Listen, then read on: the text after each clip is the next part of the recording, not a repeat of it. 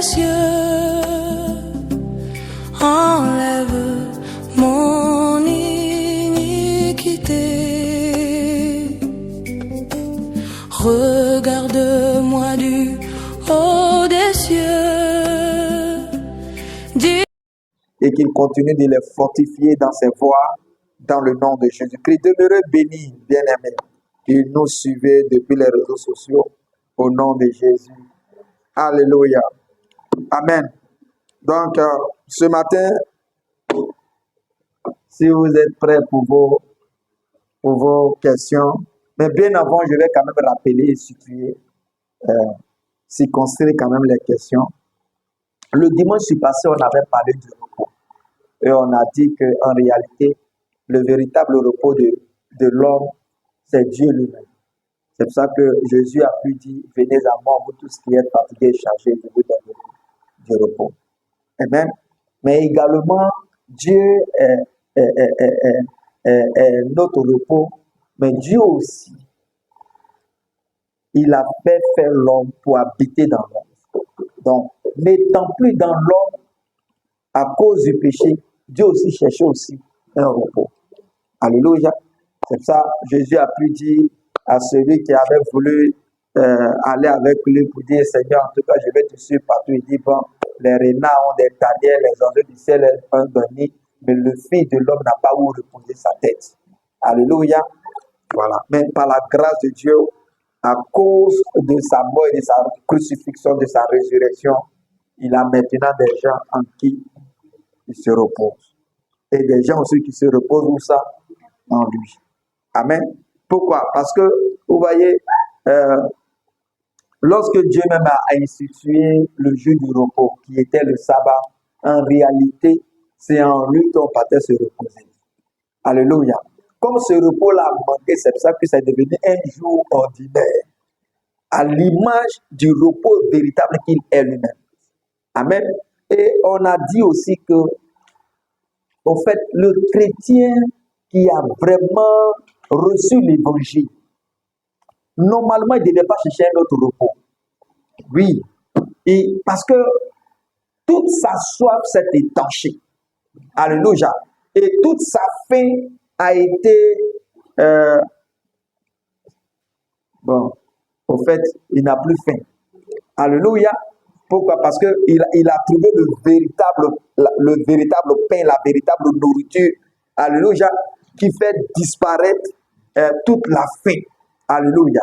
Donc, le chrétien ne doit pas être là en train de se comporter comme quelqu'un qui était agité, comme un païen. Alléluia.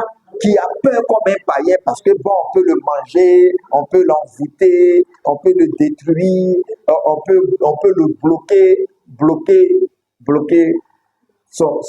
bloquer financièrement, bloquer son mariage, bloquer son travail. Ça ne doit pas être quelqu'un qui doit être agité. Alléluia. Voilà, c'est le païen qui a besoin du repos, qui doit chercher tout ça là. Alléluia. Mais le chrétien qui a reçu l'évangile, il ne peut pas être envoûté. Il ne peut pas être envoûté parce qu'il est en Christ. Il est en Dieu. Alléluia. Il ne peut pas être lié et possédé parce que lui-même, il est en Dieu.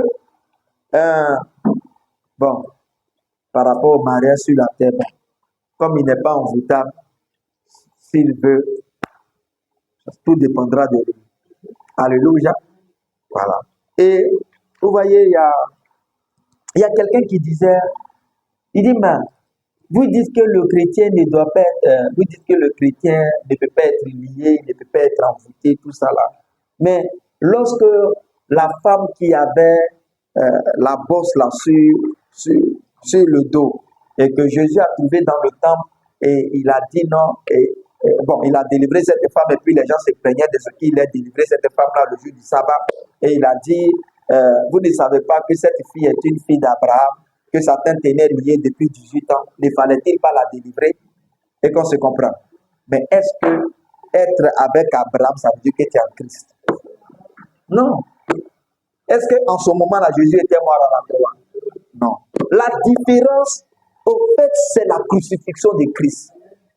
ceux qui croyaient avant la crucifixion de Christ et ceux qui croient après la crucifixion de Christ ne sont pas pareils. Ils ne sont pas les mêmes. Alléluia. Voilà. Parce que avant la crucifixion, Dieu ne pouvait pas habiter dans l'homme. Le Saint-Esprit ne pouvait pas être dans le croyant. Il pouvait être sur le croyant, mais il ne pouvait pas être dans le croyant. Alléluia. Donc, bon, il finit de faire ce qu'il a fait. Et puis bon, il s'en va. L'Esprit de Dieu s'en va. Et quand l'Esprit de Dieu l'a quitté là, ben, tout ce que le diable voudra faire de lui, il pourra le faire. Alléluia. Voilà. Donc, mais dans la nouvelle alliance, c'est que le chrétien est dans le Christ et il est en Dieu et Christ est également en lui. Alléluia. Et il est dans la gloire. C'est pour ça qu'il dit que ceux qu'il a connus d'avance, il les a aussi appelés. Ceux qu'il a appelés, les a justifiés. Ceux qu'il a justifiés, il les a glorifiés. Donc le chrétien est dans la gloire. Alors, une fois qu'il marche avec cette pensée-là, il est inarrêtable sur la terre. Alléluia. Il est inarrêtable et personne ne peut le manipuler. Pour dire non, tu es possédé, c'est pour ça que ça ne va pas. Alléluia. Si ça ne va pas dans la vie du chrétien, c'est parce qu'il a une petite connaissance dans les choses qu'il devait avoir en ce qui concerne les choses de la terre. Alléluia. Et ça, on lui demande d'aller apprendre. Hein, d'aller se faire former, d'aller apprendre. Amen. Voilà.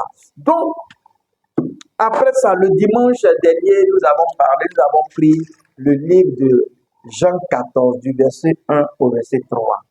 Et là-bas, nous avons parlé sur les deux versets, c'est que le verset 2 et le verset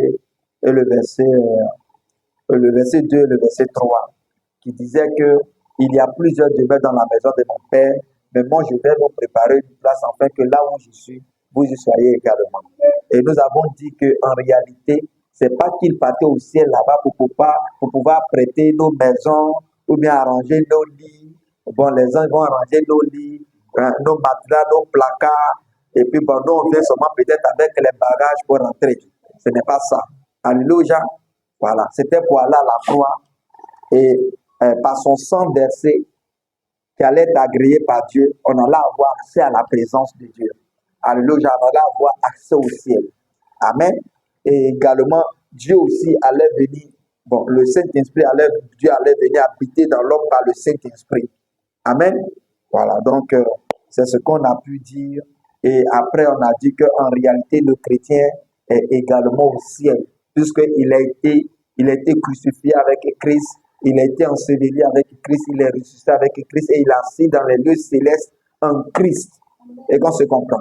Donc, on a dit par là également que spirituellement, au fait, le chrétien était enlevé. Et lui-même, il habite dans le ciel. Amen. Et on a étayé cela avec des versets bibliques de Hébreux 12, verset 1, Hébreux 12, verset 22, 23, et également Éphésiens, Philippiens 3, du verset 20 au verset 21, Colossiens 3, du verset 1 au verset 23. Alléluia. Bon, je ne vais pas, puisque je dois vous laisser poser des questions. Voilà. Je pense qu'avec ça, vous avez en gros ce qu'on a pu dire durant ces 2 dimanches-là. Que Dieu vous bénisse au nom de Jésus-Christ. Alléluia. Maintenant, comme ce sont des messages qui ne sont pas donnés tout le temps, et qu'on se comprend. Voilà, c'est pour ça qu'on avait voulu revenir là-dessus avec des questions et des réponses. Amen. Voilà. Donc, nous vous écoutons. Chers miens. Y a-t-il des questions? S'il n'y a pas de questions, moi-même, je vais vous poser des questions pour voir si vous avez compris. Voilà. Donc, qui peut rappeler le message du dimanche? Même si j'ai pu dire quelque chose, tu rappelles et puis bon, si tu as ta question, pose ta question.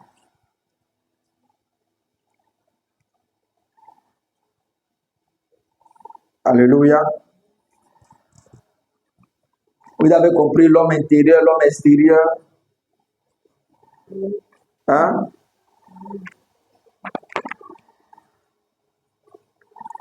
Ok.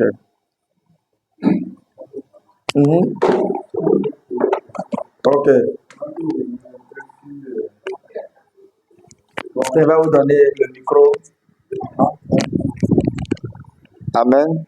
Amen. Ok, j'aimerais que vous reveniez sur des expressions que vous avez utilisées le dimanche passé. Mhm. Euh, si je me rappelle bien, vous avez dit que lorsque le Seigneur, lorsque nous sommes convertis, Mhm. le Saint-Esprit, Dieu vient habiter en nous par le Saint-Esprit et le Saint-Esprit devient un avec notre esprit. Mhm. Voilà. Et dans 1 Corinthiens, Mhm. où il est écrit que nous sommes le temple du Saint-Esprit Mhm. et que le Saint-Esprit habite en nous. Mhm. Et ce Saint-Esprit qui habite en nous, là, c'est dans notre esprit ou bien dans notre corps. Mhm. Voilà. J'aimerais que vous reveniez encore pour expliquer un peu.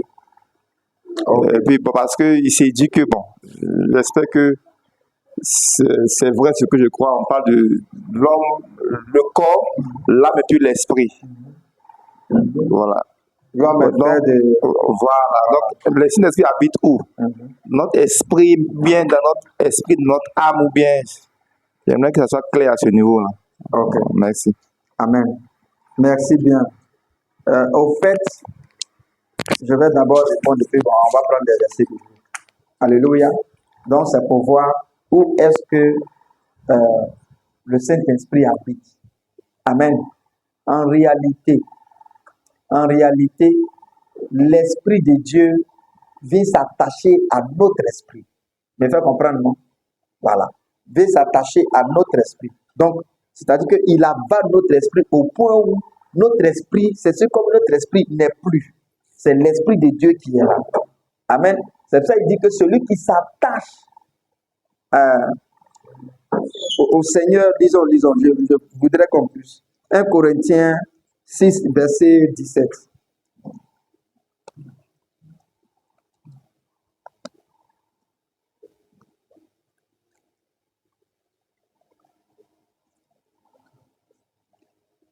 « 1 Corinthiens 6, 17.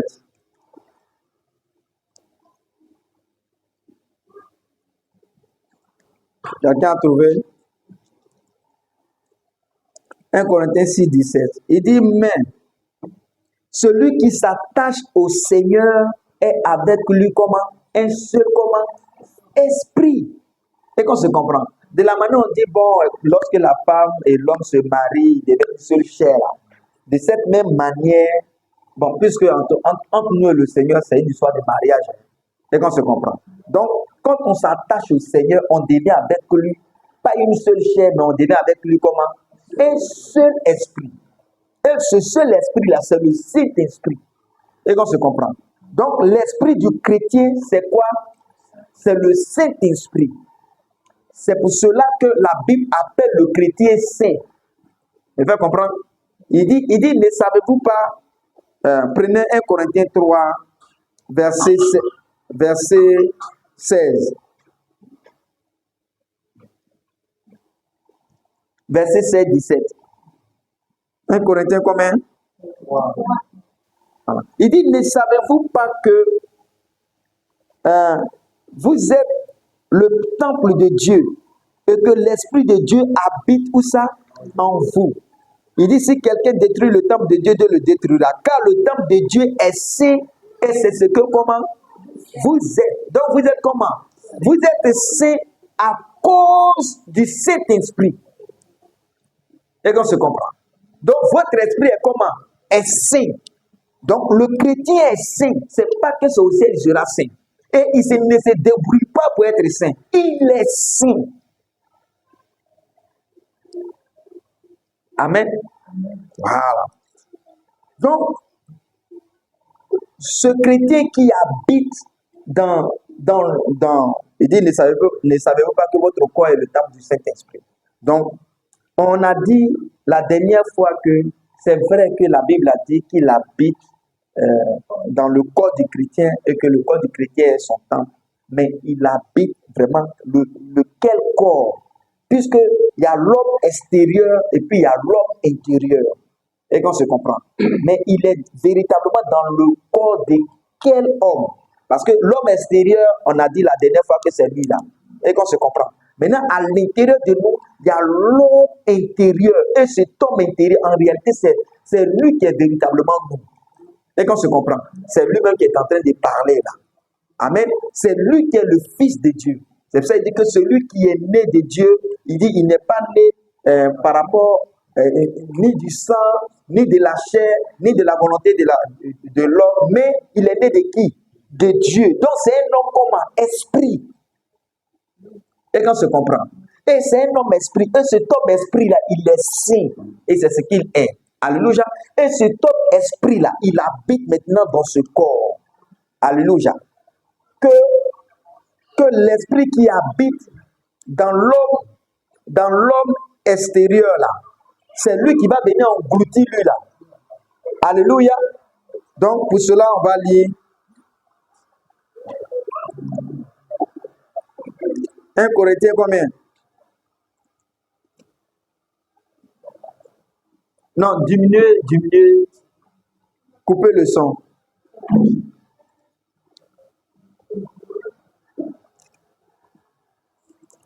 Prenons Éphésiens.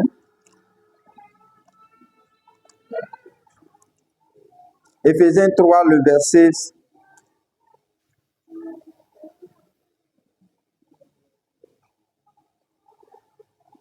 Éphésiens 3, le verset 16.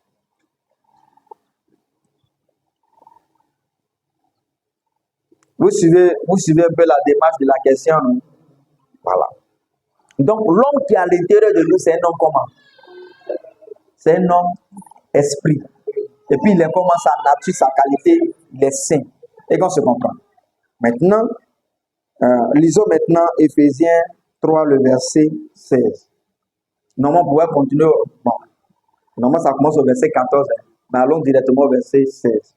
Il dit, enfin, qu'il vous donne, selon la richesse de sa gloire, et qu'on se comprend, d'être puissamment, donc la richesse de sa gloire habite où ça? En nous. Donc le chrétien est riche de la gloire de qui? De Dieu. Et qu'on se comprend. Maintenant, cet homme-là, il sera glorifié. Quand il va apparaître ici, quand il va noyer celui-là, c'est là on va voir qu'en réalité, on ressemblait au Seigneur. Mais fais comprendre. Donc il dit, par la richesse de sa gloire, d'être puissamment comment? Fortifié dans l'homme comment? Et par l'esprit. Par son esprit, dans l'homme comment? Intérieur. Et qu'on se comprend. Donc on a dit maintenant que ici là, le Saint-Esprit qui est mis ici là, il habite où ça? Dans l'homme comment? Intérieur. Et qu'on se comprend.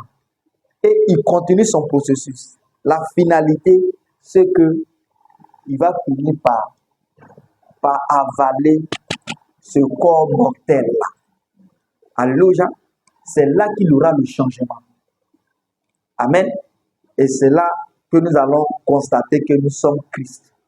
Que l'homme, que le chrétien est Christ. Mais pour le moment, ce n'est pas visible.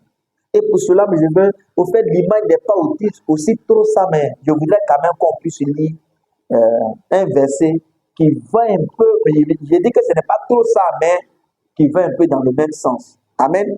Prenons Matthieu 17.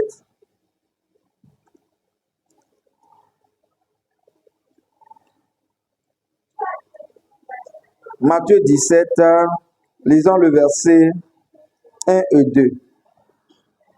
Il s'agit de la transfiguration de Jésus. Là. Amen. Il dit, Jésus dit à ses disciples, il est impossible qu'il... Je suis où? Je suis dans Luc. Excusez. Matthieu comment? 17. Il dit 6 jours après. Maintenant, au fait, quand il dit 6 jours après, il avait déjà dit aux disciples que, vous savez que il y a avant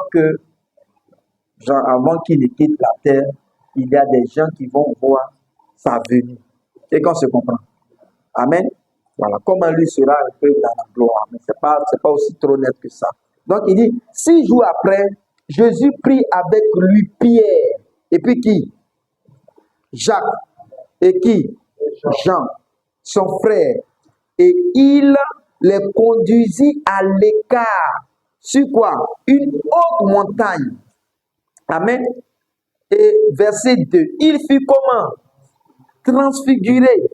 Et comment il était? Il fut transfiguré devant eux. Au fait, c'est sûr comme le corps qu'il portait, où il marchait à Nazareth, un peu partout là. Et qu'on se comprend. Ce corps-là a été comment? C'est sûr comme ce corps-là a changé. Et qu'on se comprend. C'est sûr comme ce corps-là, l'autre corps qui est à l'intérieur là, a avalé le corps terrestre, l'homme extérieur. Donc il dit, il fut transfiguré devant eux. Comme il fut, et son visage resplendissait comme comment? Comme le soleil. Donc c'était comme l'aspect de Jésus qu'ils ont vu sur la montagne n'était pas le Jésus qu'ils voyaient marcher. Et qu'on se comprend. Donc, il dit son visage resplendissait comme le soleil et ses vêtements devenaient blancs comme la lumière. Donc, ses vêtements sont devenus comment? Blancs. Ça veut dire qu'auparavant, ce n'était pas blanc. Et qu'on se comprend. Donc, c'est comme la gloire intérieure là, est sortie. Ça a apparu. Et qu'on se comprend. Maintenant, c'est pour ça que j'ai dit aux gens, quand Jean avait vu le Saint-Esprit descendre comme une colombe sur Jésus, c'est pas une colombe, il a vu sur Jésus, de la manière le Saint-Esprit descend. C'est pour ça la colombe aussi descend quand elle vient toucher le sol. Et qu'on se comprend. Donc, il dit, et il a entendu une voix qui a dit, celui-ci est mon fils bien-aimé, en qui j'ai mis comment? Toute mon affection. Et qu'on se comprend. Mais le Matthieu 17 que nous sommes en train de lire là, il a dit ça, mais il a ajouté quelque chose d'autre. Et qu'on se comprend. Regardons. Lisons le verset 5. Il dit, comme il parlait encore, une nuée lumineuse. Maintenant, regardons. Quand la gloire, quand son visage a commencé à resplendir, hein, ils ont vu dans la vision qui est qui? Élie et puis qui? Et puis Moïse. Et qu'on se comprend. Maintenant, au verset 5, il dit, comme il parlait encore, une nuée lumineuse les couvrit. Et voici, une voix fit entendre de la nuée. Donc la voix parlait où ça? Depuis la nuée. De la nuée. Ces paroles. Celui-ci est mon fils bien-aimé. Il a répété les mêmes paroles que j'ai entendues, non? Mais il y aura quelque chose qui sera ajouté. Que Jean, lui, n'a pas entendu. Et qu'on se comprend. Il dit, celui-ci est mon fils bien-aimé, en qui j'ai mis toute mon affection. Et puis ils ont mis quoi maintenant? Écoutez-le. Donc regardons, dans la vision, au fait, l'aspect de Jésus qu'ils étaient en train de voir là, est-ce que c'était l'aspect qu'il avait auparavant? Ben, c'était l'aspect qui brillait là, non? C'est comme l'homme intérieur qui était en lui là, le Christ là est apparu. Et qu'on se comprend. Maintenant, il dit comment? Écoutez-le. Donc, en réalité, quand Jésus parle là, hein, c'est-à-dire que quand il devient naturel et puis il parle là, qui parle? Excusez. Qui parle à l'intérieur de lui? C'est celui qui brille là. C'est le Christ qui prêche. Et qu'on se comprend. Ce n'est pas le terrestre là. Donc, dans la vie aussi du chrétien, qui prêche à l'intérieur de lui, c'est le Christ qui prêche. Est-ce que vous voyez un peu? Voilà. Mais est-ce que l'aspect là, c'était visible? Non. Mais est-ce qu'il n'avait pas cet aspect là? Mais c'était où ça? C'était en lui. Et c'est comme ça le chrétien. Cet aspect là à l'intérieur de nous. C'est ça que nous sommes Christ. Et Paul a pu dire, ce n'est plus moi qui vis. C'est qui? C'est Christ. Maintenant, imaginons.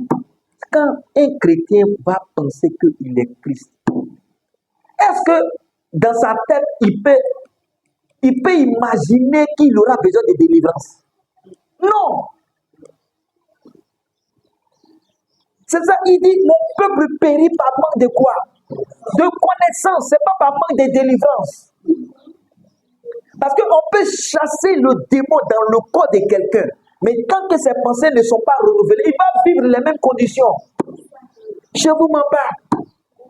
Donc, ce qu'il faut faire tomber là, et ce qu'il faut chasser, c'est où ça? L'ignorance. Parce que c'est par l'ignorance que le peuple de Dieu, l'enfant de Dieu peut périr. Et Jésus dit, vous connaîtrez la vérité et la vérité vous fera comment? Est-ce qu'il a dit non, vous serez délivrés?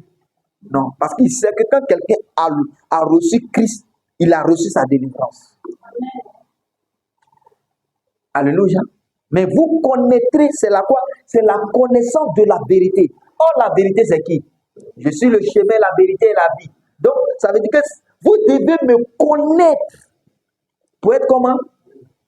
Pour être affranchi. Parce que en me connaissant, vous allez vous-même vous retrouver en moi. Et qu'on se comprend.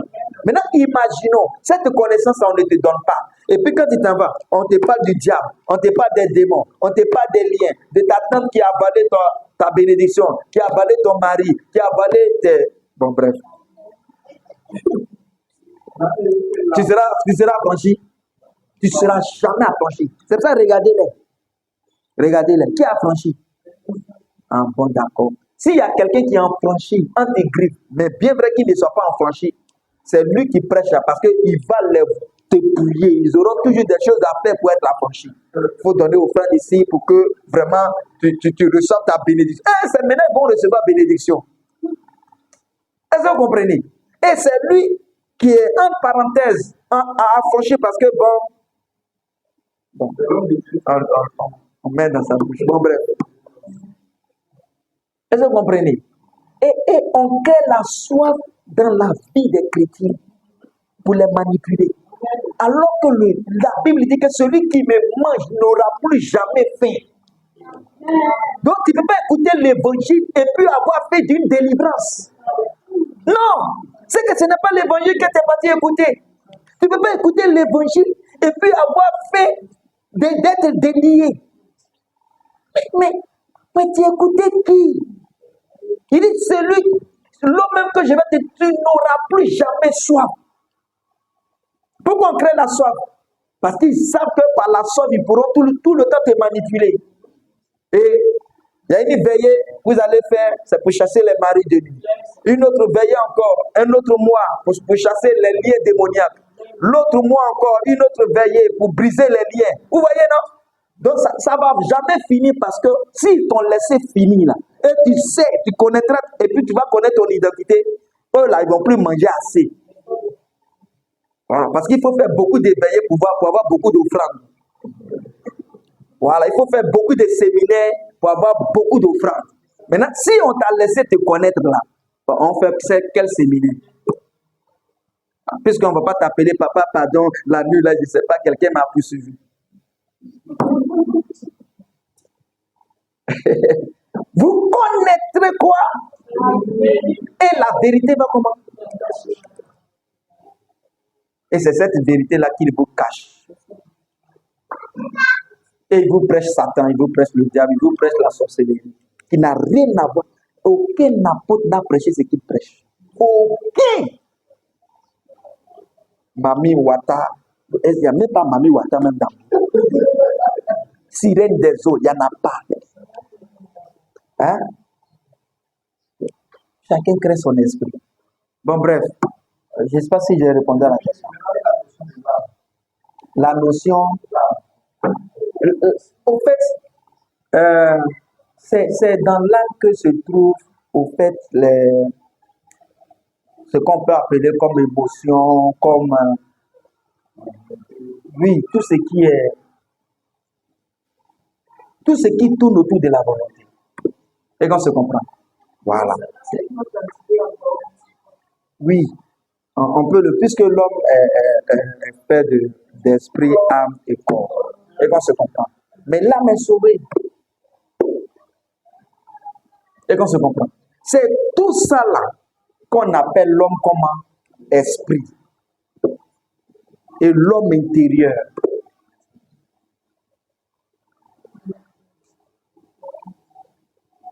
Hein? les raisonnements, la raison, tout cela c'est dans l'âme.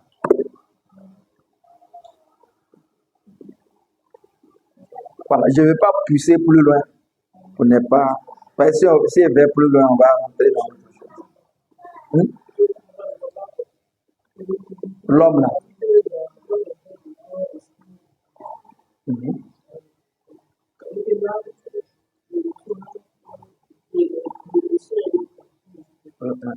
Est-ce que ça a eu une volonté maintenant de venir ici, non? Qu'est-ce qui t'a poussé?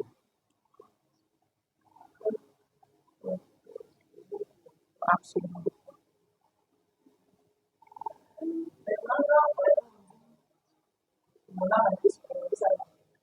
Que ton âme a été sauvée. En réalité, c'est tout ça. C'est qu'on se comprend. Il y a un autre aspect que je dois aborder, mais je ne veux pas. Oui.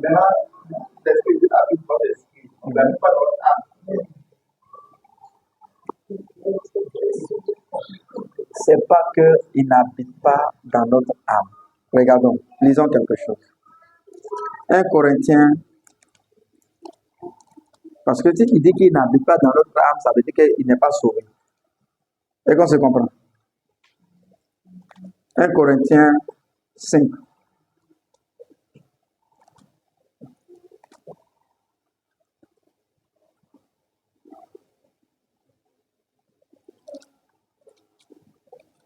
Un Corinthien comment?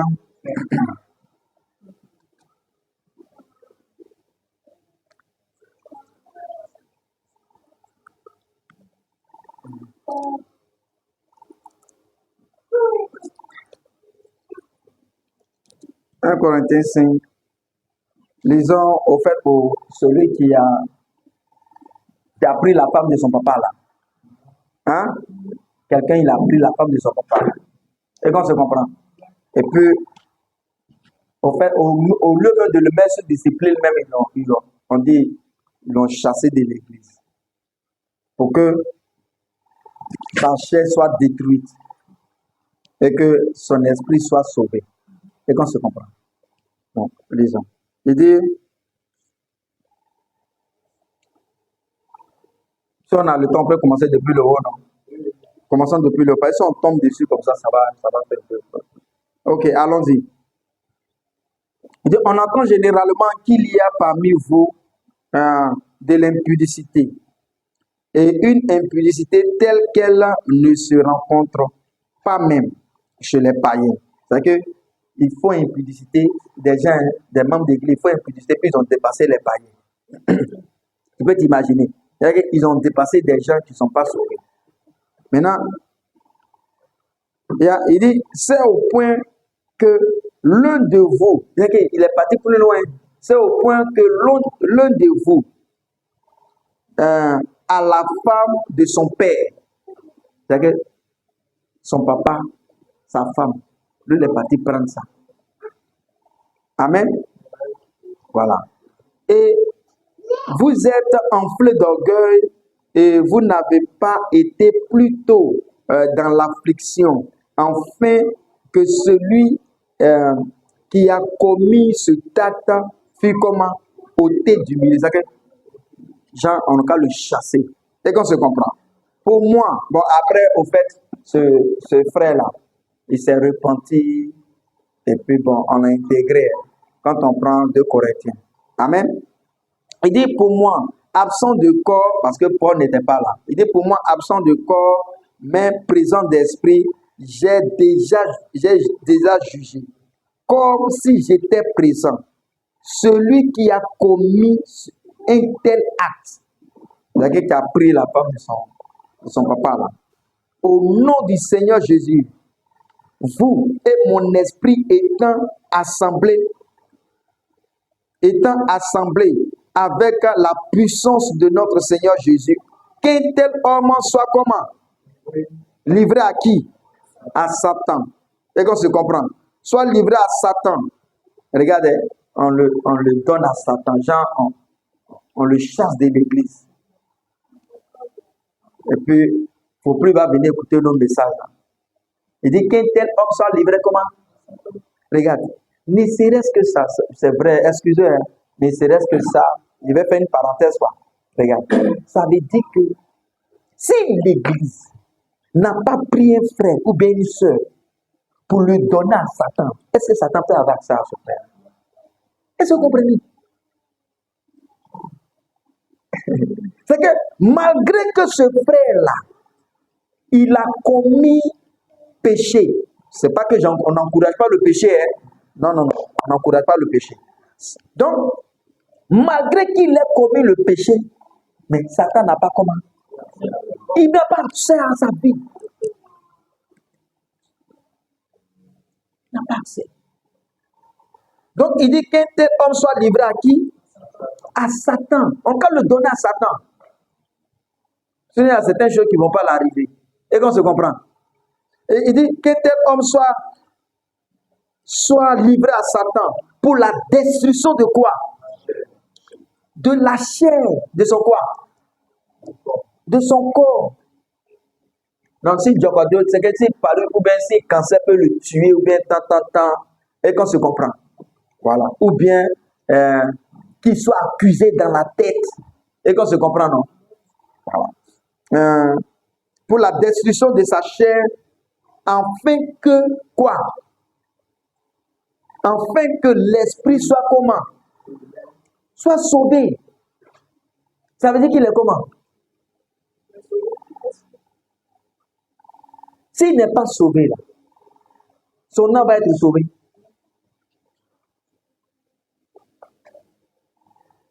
Et qu'on se comprend. Afin que l'esprit soit sauvé. Afin qu'il soit sauvé. Alléluia. Mais comme il est enfant de Dieu, il sait comment? Il s'est repenti. Voilà. Donc, comme ce n'est pas mon sujet. Donc, l'esprit, l'âme et puis le corps, là. Voyez tout ça dans un seul bloc. Et ce seul bloc dans lequel l'esprit et l'âme sont là. C'est où ça? C'est dans le corps. Et qu'on se comprend. Mais dans les fonctionnements, chacun joue son rôle. Me fait comprendre, non? Voilà. Parce que quand Dieu dit faisons l'homme à notre image, l'homme qui a apparu là, c'est un esprit, c'est l'esprit.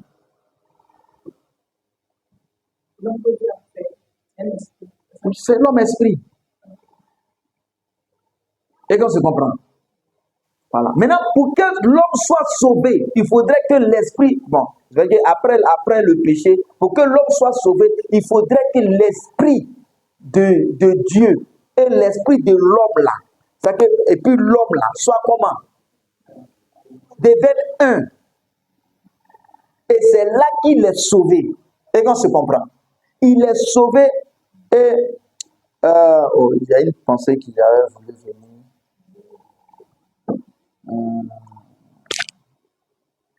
Il est sauvé le même jour. Et qu'on se comprend. Et là, il a l'image de qui? Il a l'image de Christ. Et qu'on se comprend. Voilà. Donc, ça veut dire que quand quelqu'un n'a pas encore accepté Jésus, est-ce qu'il peut être à l'image de Christ? Non. Il va même plus loin. Est-ce qu'il peut être à l'image de Dieu? Il n'est pas à l'image de Dieu. On a été sauvé. Donc, est-ce que quand on a cette piste-là, c'est que l'âme soit sauvée? Puisque l'âme, c'est. Au fait, pour rendre ça un peu plus simple et plus précis, quand on prêche et qu'on se comprend, en réalité, c'est l'âme que nous sommes en train de désinfecter. Il me fait comprendre, non? Pour qu'il laisse tomber ses habitudes. Il me fait comprendre.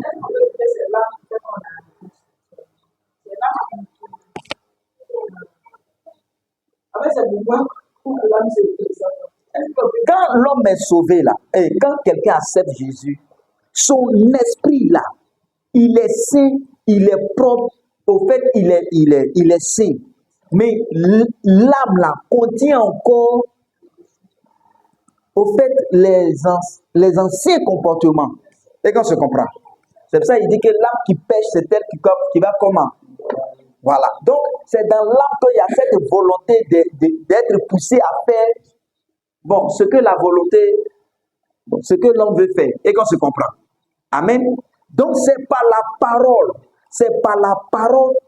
qu'on nettoie au fur et à mesure, on fait sortir son vieux comportement pour qu'il ait le comportement de l'esprit. Et qu'on se comprend. Amen. Mais il est sauvé. Et qu'on se comprend. Mais le comportement là ne suit pas ce que l'esprit est. Est-ce que vous comprenez ce que je suis en train de dire? Voilà. Il peut être là, peut-être mentir un peu, et puis bon, il dit bon, je vais changer, ou bien il peut voler un peu, mais tout ça là, c'est parce qu'il n'a pas su et il ne comprend pas la transformation qui s'est produite dans son être. Et qu'on se comprend. Mais c'est par la parole, il commence maintenant à s'identifier à Christ. Et qu'on se comprend. Et avoir le comportement de l'esprit. C'est pour ça qu'il dit, si nous marchons par l'esprit, nous allons faire comment? Il dit marcher par l'esprit en fait de ne pas commettre comment? Les désirs de quoi? De la chair. Parce qu'au niveau de l'esprit, c'est déjà total. Et qu'on se comprend. Mais c'est au niveau de l'âme, il faut chercher à changer son comportement. Pour que le corps, lui subit. Voilà. Le corps, lui, n'est pas là pour faire quelque chose. Amen. Wow. Donc, si on veut voir le comportement, les trucs ou autres, même quand on prêche, celui à qui on prête directement, c'est vrai que c'est l'esprit qui reçoit, mais c'est l'âme qu'il faut amener à être, à avoir le comportement de l'esprit de Dieu. Je ne sais pas si monsieur peut comprendre. Voilà. Maintenant, l'esprit du chrétien, c'est l'esprit de qui? L'esprit de Christ. Amen. Parce que l'esprit de Dieu a avalé son esprit. Et il est changé totalement. Donc, quand l'âme a atteint, et qu'on se comprend, le processus suit jusqu'à maintenant, à ce que le corps maintenant puisse comment? Changer. Donc, c'est parce que je comprends que quand l'esprit de Dieu vient en nous, on accepte que c'est que l'esprit de Dieu vient en nous. C'est pour que l'âme soit sauvée. Est-ce qu'on veut dire ça? Puisqu'on veut dire non, que, au fait, si on dit c'est pour que l'homme. En fait, l'homme même, je dis que l'homme même, la foi est composé de l'âme, de l'esprit et du corps. L'âme, de l'esprit et du corps. L'âme, je veux dire que l'âme, c'est ce qui est nous, c'est notre foi. L'âme est sauvée. C'est ça qui sort en fait. Non, c'est tout l'entier. C'est tout. Et que tout ça là qui sort. Mais au fait, on ne peut pas dire que c'est maintenant l'âme va être sauvée. Mais c'est le comportement de l'âme. Vous me faites comprendre, non? L'esprit est sauvé, l'âme est sauvée. Mais le comportement, il me fait comprendre. Puisqu'il ne sait pas en réalité qui il est réellement quand il a accepté le Seigneur. Donc, il faudrait lui présenter son identité.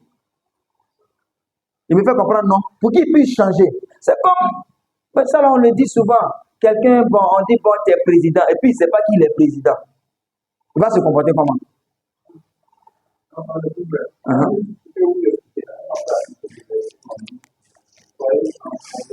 Par le renouvellement de votre intelligence. Oui.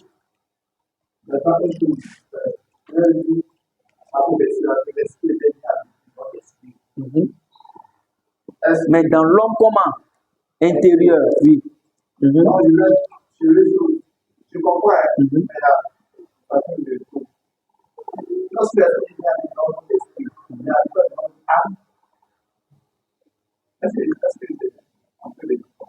Quand l'esprit,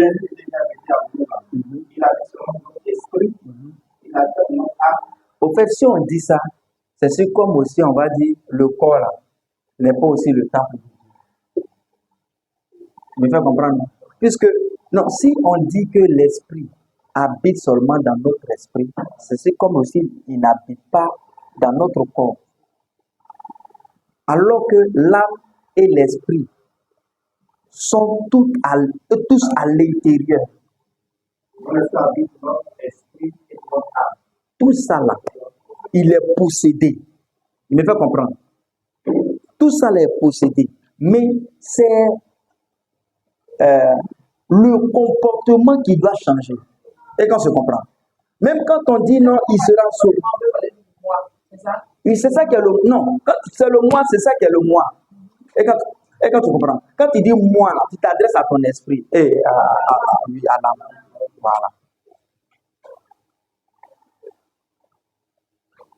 Il ne faut pas avoir rentré dans science. Oui. 1 Corinthiens 3, 16, 17. Oui.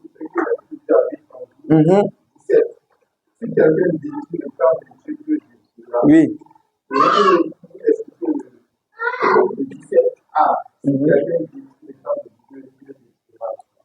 Au fait, on s'éloigne un peu de notre sujet. Et quand on se comprend. Maintenant,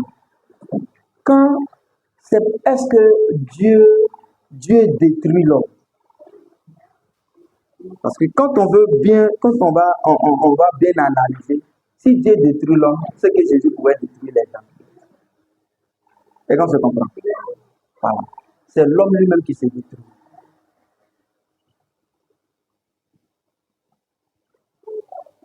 Amen. Mais quand on va arriver peut-être, un autre jour, on peut aborder ce cas-là.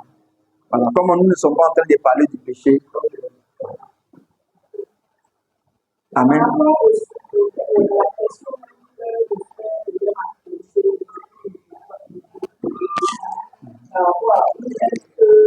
L'esprit de Dieu, c'est vrai que l'esprit de Dieu, l'esprit de Dieu habite dans l'intérieur. Maintenant, le Corinthiens dit que nous sommes le temple là. Le temple ici là. Il c'est votre corps. Oui. Donc c'est ce corps là. Oui, c'est ce corps là. C'est ce corps. C'est ce corps, mais ce corps là, il est vraiment une couverture. C'est ce corps là, c'est vraiment une couverture. C'est-à-dire à l'intérieur de ce corps là. C'est là que est l'homme extérieur et l'esprit de Dieu en même temps. En fait, c'est un peu ça. Est-ce que les et la dernière fois, j'ai fait un exemple. Quand j'ai pris la bouteille d'eau et puis j'ai mis la bouteille d'eau dans le panier. Et qu'on se comprend. L'esprit là, relisons, parce que allons sur les versets. Amen. Voilà. Éphésiens combien?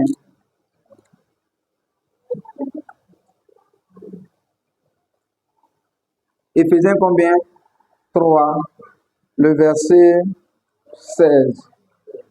Il dit, afin qu'il vous donne, selon la richesse de sa gloire, d'être puissamment fortifié par son esprit. Ça veut dire que l'esprit de Dieu, là, il habite en toi.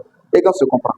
Mais il doit te fortifier par son esprit dans l'homme comment? Dans l'homme intérieur. Et qu'on se comprend. Ça veut dire que l'homme véritable là, ce n'est pas celui-là.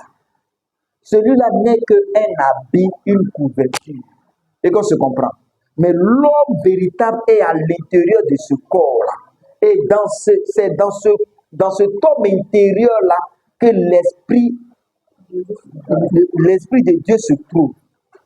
Et qu'on se comprend. Maintenant, le processus, c'est que l'homme intérieur,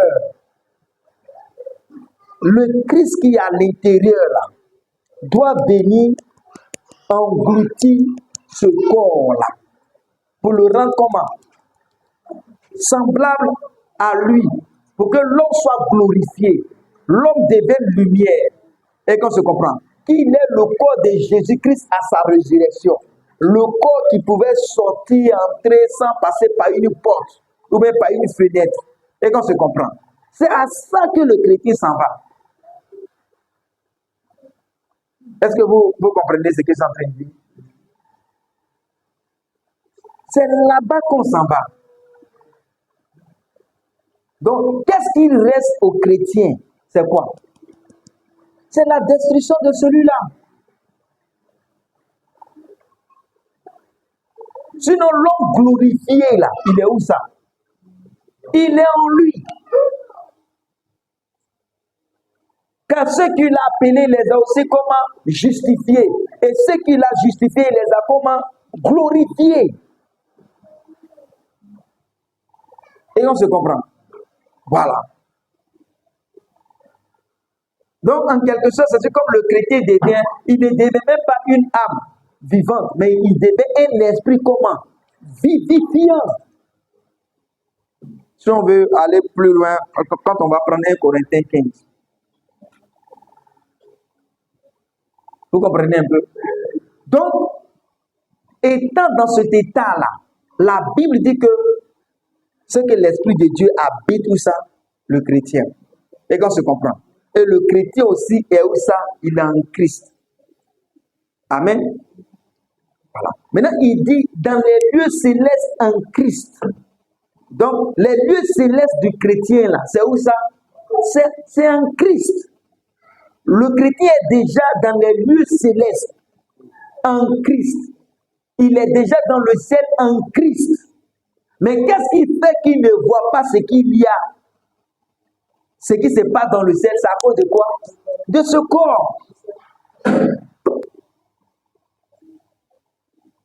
Amen.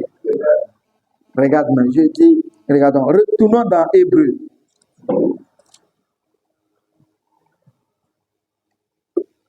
Et au fait, pour cela, on ne pouvait pas. Le ciel, là, je vous dis que le ciel, c'est pas ce qui est en haut. Et qu'on se comprend. Le ciel, c'est l'invisible. Et qu'on se comprend. C'est l'invisible. C'est pas ce qu'il y a en haut là-bas. Amen. Parce que avant que Dieu ne fasse ça là, il était quelque part. La Bible dit, Dieu dit, il dit, Dieu créa les cieux et la terre. Donc, avant qu'il ne crée les cieux et la terre, il était où? Et donc, se comprend. Donc, c'est ça, le ciel, il ne faut pas voir ça. Ce que nous sommes en train de voir là. Alléluia. Donc, 1 Corinthiens combien? Hébreu combien? 12, non? Il dit, écoutons Hébreu 12. Il dit, vous donc aussi, vous qui? Vous les chrétiens. Il dit, vous donc aussi, puisque nous sommes environnés d'une si grande nuée de témoins, rejetons quoi? Tout fardeau et le péché qui nous enveloppe si facilement. Parce qu'on est entouré de péchés. Tu regardes un peu partout, les gens sont en train de pécher. Et quand on se comprend. Malgré qu'on soit environné de péchés, regardez ce qu'il dit. Et courons avec persévérance dans la carrière qui nous est ouverte. Ayant rejeté. Non, retournons, revenons au verset 1. Il dit, nous donc aussi, puisque nous sommes environnés d'une grande nuée de quoi? Des témoins. Les témoins là, c'est qui? Mais c'est ceux qui nous ont précédés dans la gloire. Alléluia. Il dit qu'on est environné, il dit, nous sommes environnés de qui? De ces témoins. Et puis aussi le péché, comment? Nous enveloppe. Est-ce qu'on se comprend? Oh mon Dieu. Ça veut dire que, mais normalement, on est avec les frères et sœurs qui sont dans la gloire. Est-ce qu'on se comprend? Mais sur la terre aussi, là, on voit aussi que nous sommes enveloppés de comment? De péché. Regarde, nous sommes d'abord comment? Nous sommes environnés de qui? Des frères et sœurs qui sont dans la gloire. Et qu'on se comprend. Et ils viennent d'abord. Maintenant, en plus, maintenant, le péché maintenant qui nous enveloppe. Donc, qu'est-ce qui nous permet de ne pas voir ça? C'est le corps.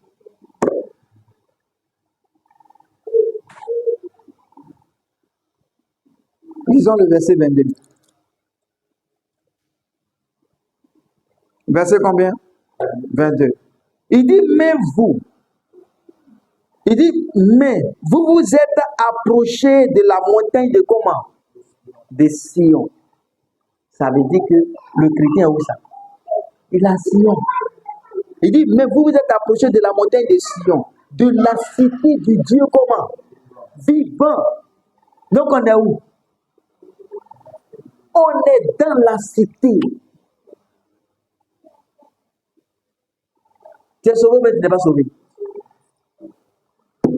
Et il dit la Jérusalem comment? On est dedans, mais on n'est pas dedans. Est-ce que ce sont mes écrits? C'est la Bible. Alléluia. Maintenant, il dit quoi encore? De la Jérusalem céleste, des myriades qui forment le cœur des anges. Et qu'on se comprend. Verset 23. Il dit de l'assemblée des premiers-nés inscrits dans les cieux. On est là-bas ou on n'est pas là-bas? Il dit du juge qui est le Dieu de tous, des esprits, des justes, parvenus à la perfection. Nous sommes là-bas. Nous sommes là-bas. Mais qu'est-ce qui nous permet de ne pas voir? C'est le corps. Alléluia. Et c'est cela que nous devons être encouragés. Le chrétien n'est pas celui qui va au paradis ou bien qui va au ciel. Il dit. Maintenant, quand Jésus dit dans Jean 14, 3 là-bas, il dit en fait que là où je suis, vous y soyez aussi. Pendant qu'il était en train de parler là, il était en train de dire qu'il était où ça? Il était au ciel. Puisque c'est ce qu'il a dit aussi à Nicodème. Et qu'on se comprend. Donc, lisons Jean. Retournons dans Jean.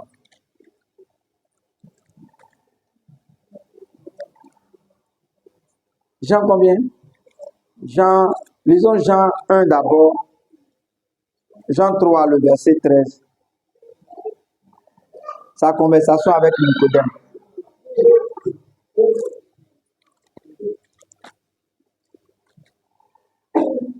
Jean combien? Il dit à Nicodème, il dit, personne n'est monté où? Au ciel. C'est Jésus qui parlait. Pendant qu'il était en train de parler avec Nicodème, il était encore sur la terre ou bien il était au ciel. Il dit, personne n'est monté où ça? Au ciel. Si ce n'est celui qui est descendu où ça? Le Fils de l'homme qui est où? Qui est dans le ciel. Donc pendant qu'il était en train de parler avec Nicodème, Jésus dit qu'il était où ça? Au ciel. Et qu'on se comprend. Ça c'est avant sa crucifixion. Maintenant, avant sa crucifixion, il dit aux disciples, enfin que là où je suis, il était où? Il était déjà au ciel. Et qu'on se comprend.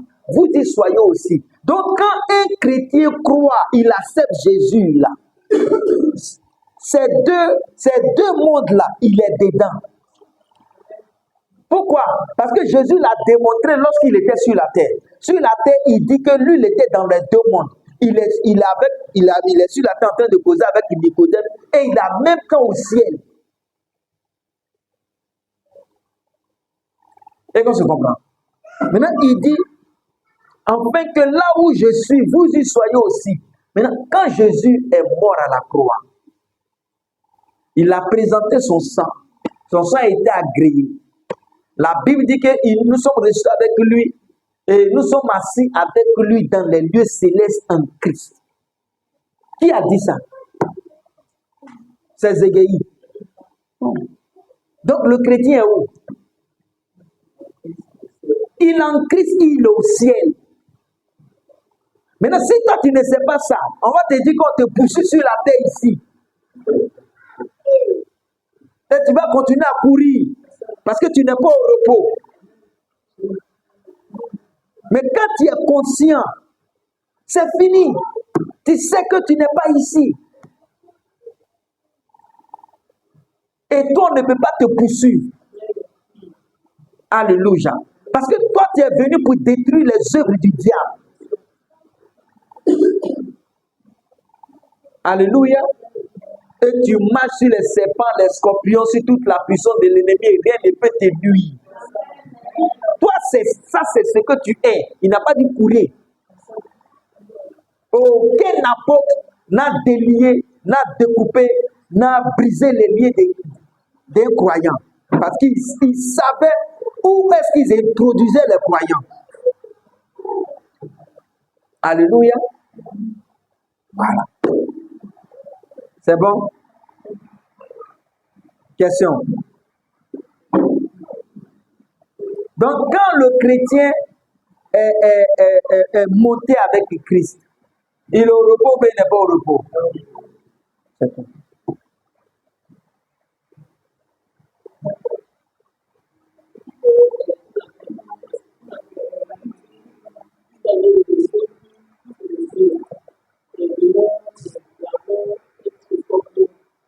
Que Christ nous a donné l'autorité sur tous ces démons.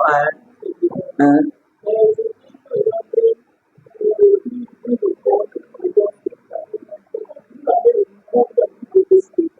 Oui.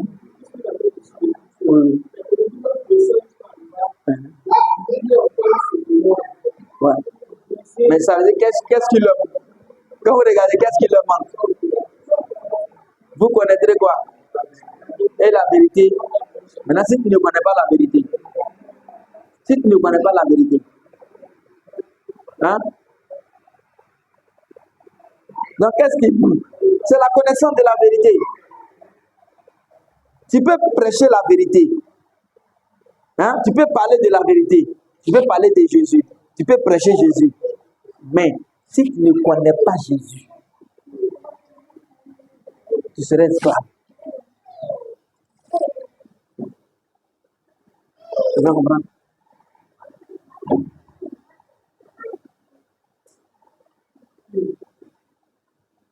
Amen.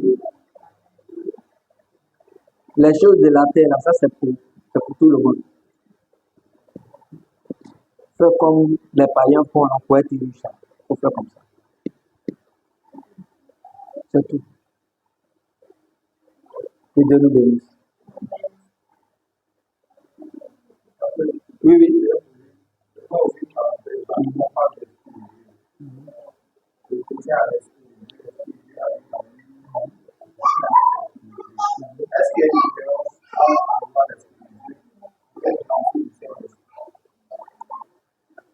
Au fait, en réalité, quand tu reçois Jésus, la Bible dit que si Jésus lui-même, il est la plénitude de Dieu, que tu l'as reçu, toi, tu attends ton compte. Donc, quand on dit être rempli là, c'est prendre conscience que tu peux faire quelque chose. Me faire comprendre. C'est comme, bon, ils sont en train de m'éloigner un peu. Ils sont en train de m'éloigner. Sinon, il y a une question qui avait été posée juste sur Facebook. Je vais répondre à ça, mais je ne vais pas m'éloigner. Amen. Restons dans. Voilà.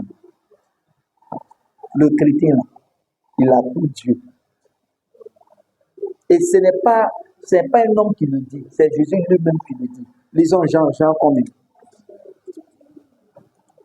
Jean 16. Comme nous sommes dans le cadre en même temps de l'Esprit de Dieu. Jean 16, lisons le verset 16 et puis le verset 14 au verset 16 et au verset 20. Jean 14, hein? Oui, verset 16 au verset... Jusqu'au verset 20. Il dit, et moi, je prierai le Père et il vous donnera un autre comment? Consolateur, afin qu'il demeure où? Éternellement. Donc c'est quand l'Esprit de Dieu vient dans la vie du chrétien qu'il demeure où ça? Et le chrétien devient comment? Éternel. Donc tant que l'Esprit de Dieu n'habite pas un chrétien, il ne peut pas être éternel, il n'a pas la vie éternelle. Et qu'on se comprend? Voilà. Maintenant, il peut être sur toi. C'est différent. S'il est sur toi, tu peux tout faire, mais tu n'es pas sauvé, tu n'as pas la vie éternelle. Il faut qu'il demeure. Et qu'on se comprend? C'est pour ça que quand Jean a entendu la voix là, il dit, celui sur qui tu vas voir l'Esprit venir, et puis comment demeurer. Et qu'on se comprend? Bon, bref, allons-y. Et verset 17, il dit, l'Esprit de vérité, que le monde ne peut comment? Non, que le monde ne peut recevoir. Et qu'on se comprend? Parce qu'il ne le voit comment? Ne le voit point. Et ne le connaît. Non seulement il ne le voit pas, et puis il ne le connaît pas. Il dit le monde est, mais il n'a pas dit vous. Mais vous le voyez, et puis vous le comment? Vous le connaissez. Il continue. Mais vous le comment? Il dit vous le connaissez. Mais quand Jésus était en train de parler avec ses disciples, il connaissait tout ça. Il dit, mais vous là, vous le connaissez. Car il est comment? Il demeure. Il parlait de qui? Il parlait de qui?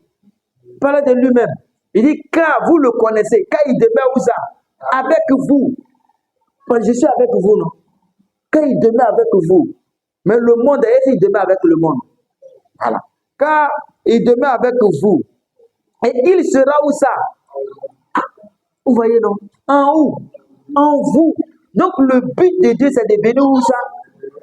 Demeurer pour donner la vie éternelle aux croyants.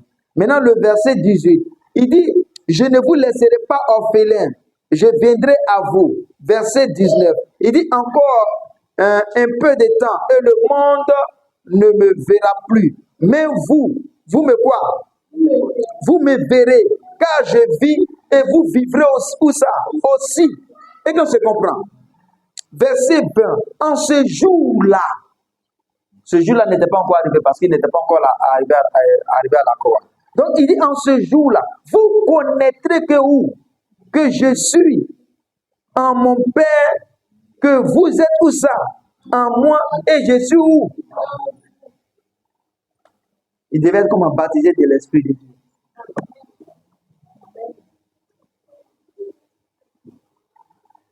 C'est bon la question?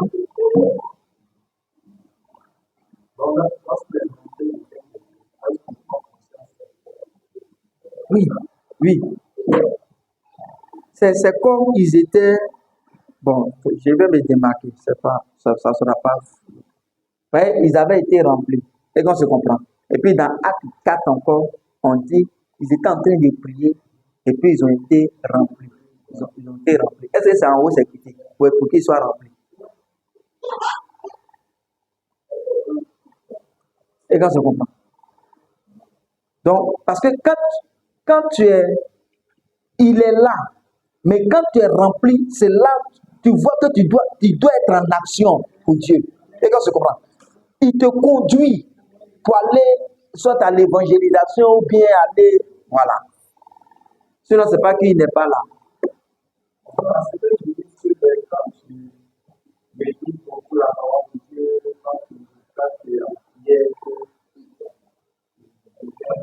Mais ça, c'est très simple. Mais est-ce que c'est parce qu'il quitte au ciel pour venir te remplir? Non, il est en toi. Et qu'on se comprend. Maintenant, quand tu te mets dans des choses de Dieu, et qu'on se comprend, quand tu as commencé à penser aux choses de Dieu, à la méditation autour de Dieu, tu commences à sentir qu'il y a des actions que tu dois poser. Et qu'on se comprend. C'est la force qui te pousse à aller poser les actions. C'est ça qu'on te dit que tu es rempli. Sinon, tu étais déjà rempli. Parce que tu es rempli de sa plénitude. Tu vois qu'à chaque fois qu'on parle de rempli, après la Pentecôte, il y a des actions qu'il pose. Ça veut dire qu'ils sont posés une action. Mais est-ce que ça veut dire qu'ils n'étaient pas là? Puisqu'il est venu demeurer.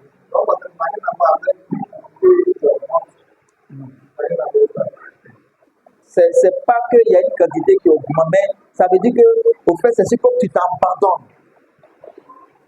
pour que tu sois utilisable. Vous pouvez comprendre? Voilà.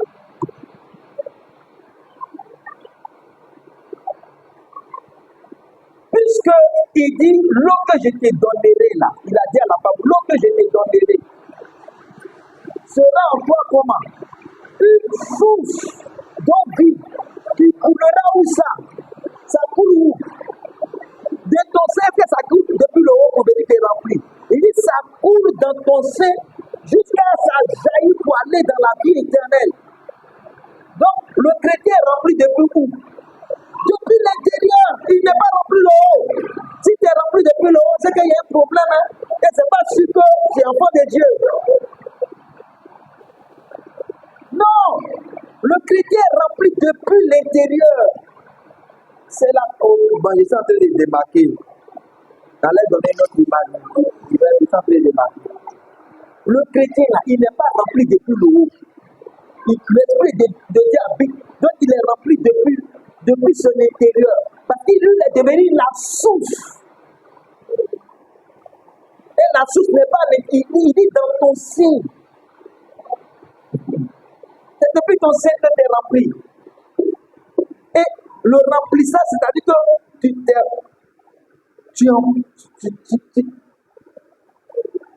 tu peux fonctionner. Voilà. Voilà. Amen. C'est ça, ils n'ont pas dit que le vent a soufflé encore et il fut rempli à nouveau. C'est pas ça. Que Dieu nous bénisse. Amen. Puis, celui qui est loin, celui qui est rempli de l'onction, c'est ça, il dit là, tout ça là, c'est du blaguer, c'est du tape à l'œil. Le chrétien est loin. Il n'y a pas un chrétien, même il est né aujourd'hui de nouveau, il est loin. Parce que l'onction, c'est la présence du Saint-Esprit dans la vie du chrétien. Et qu'on se comprend. Donc, tout enfant de Dieu, bon, on est comme, prenons un Jean. Un Jean combien? 1 Jean 2. Onction là, c'est pas fait de c'est pas fait d'argent, on donne pour être loin. L'enfant de Dieu, il est déjà loin. Et puis quand tu es loin, là, c'est pas pour tomber, traîner à terre, casser l'échelle. Sinon, il y a un problème aussi. Quand tu es loin, là, regardons ce qu'il dit. Lisons le verset 20 de 1 Corinthiens 2.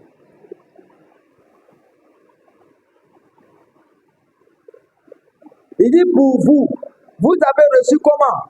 L'onction. Et tu comprends? Vous avez reçu comment? L'onction. Et il a dit pasteur rempli d'onction. Il a dit bishop. Il dit vous. Maintenant, regarde, vous là, regarde le haut. Le verset 18. Regarde, il dit petit quoi? D'enfant. Regardez, c'est même pas enfant. Hein. Il dit petit enfant. C'est-à-dire qu'il n'a même pas encore connaissance même de Christ. C'est pas révérend. C'est pas bishop. C'est pas qu'il dit petit enfant. Mais au verset 20, il dit pour vous. Vous avez reçu comment? L'onction. C'est pas par offrande. Il dit vous avez reçu l'onction de celui qui comment? Qui est saint. Et vous avez tous des quoi? De la connaissance. Donc si quelqu'un dit la l'onction et puis il ne connaît pas Dieu, il y a un problème.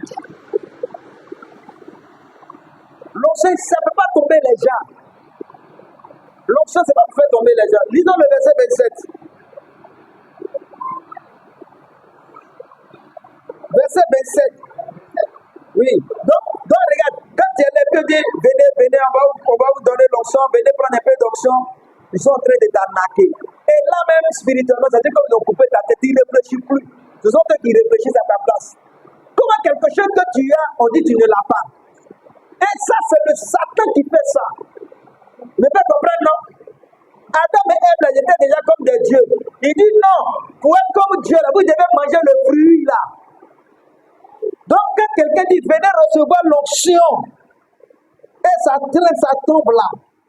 Lui, plus tous ceux qui sont tombés là, j'ai un problème. Ils ne sont pas sauvés. Parce qu'ils n'ont pas Dieu. Pourquoi? Parce qu'ils prêchent ce que le diable a prêché dans le jardin. Ils sont déjà à l'image, à la ressemblance de Dieu. Il dit non. Pour être comme Dieu là, vous devez manger le fruit là.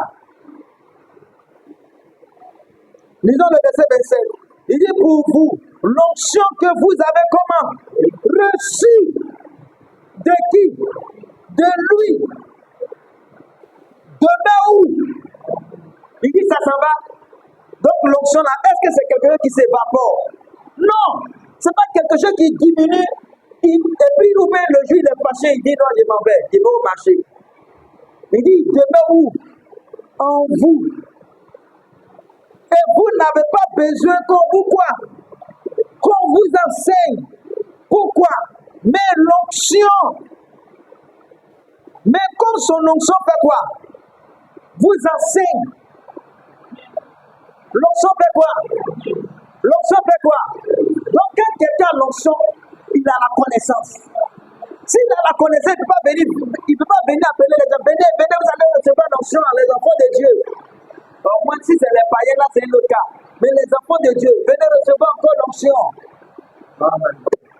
C'est Satan qui est là. Tu sais Satan. Ne dis pas que Satan c'est quelqu'un, il est vilain. Ouais, il a les corps. Mais ils sont obligés de te dire qu'il est vilain parce que s'ils te disent qu'il est joli, peut-être que tu peux douter d'eux. Bref, Dieu nous bénisse. Il ne veut pas trop m'écarter. Donc, ce qui va engloutir ce corps-là, il est où ça? Il est en nous. Et nous sommes déjà à son image et à sa ressemblance à l'intérieur de nous. Nous sommes déjà qui? Nous sommes déjà Christ. C'est-à-dire tel qu'il est, tel vous êtes aussi dans ce monde. Mais c'est ce corps-là qui ne fait pas que vous ne pouvez pas voir. Bref, on va se tenir debout et nous allons remercier le Seigneur au nom de Jésus-Christ.